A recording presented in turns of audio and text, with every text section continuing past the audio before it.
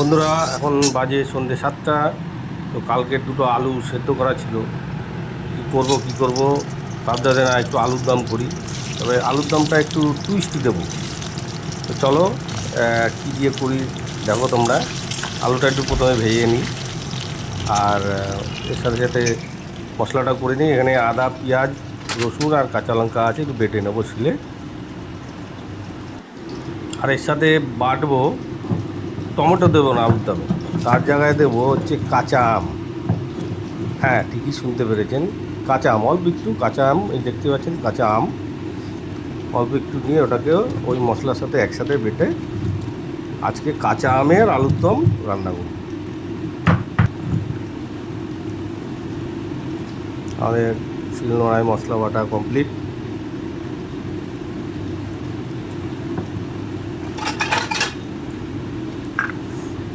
বাটা মশলা একটা অন্যরকম টেস্টি হয়, কেন জানি না।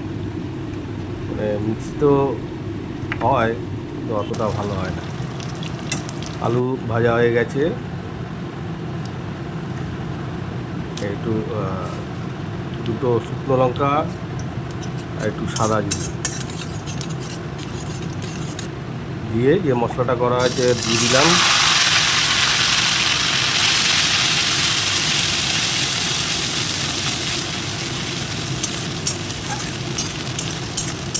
এবার মানে ভাবছে হয়তো কাঁচা আম দিয়ে আবার আলুর দম হয় নাকি। হয়, হবে না কেন। করে দেখো তোমরা কীরকম লাগে। আর তো কোনো মশলা নেই এখানে, আর কিছু দেবো না। হলুদ দিলাম একটু, আর লবণ স্বাদ মতো। এবার কষা হয়ে গেলে আলুটা দিয়ে দিলাম। আলুটা দিয়ে একটু জাস্ট কষিয়ে জল, হালকা একটু জল দিয়ে কষিয়ে নামিয়ে নেব।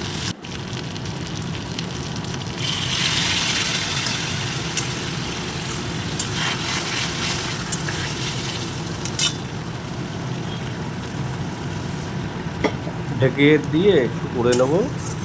দেখো আমাদের হয়ে গেছে কাঁচা আমের আলুর দম। চলো এবার একটু খেয়ে দেখা যাক।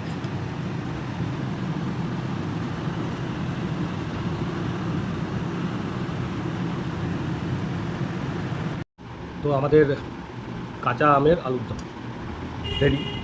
এবার খেয়ে দেখতে হবে কীরকম। চলুন খেয়ে দেখি। তাই খেয়েছেন কখনো কাঁচা আমের আলুর দম? একটু অদ্ভুত লাগে না? লাগারই কথা। চলুন খেয়ে দেখি। এই হচ্ছে কাঁচা আমের আলুর দম, খেয়ে দেখতে হবে। যে অল্প একটু নিই।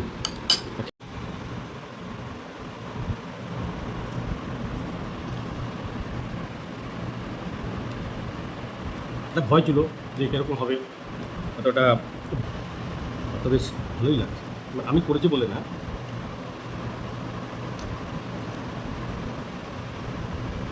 আমের একটা ফ্লেভার আসছে ভালোই।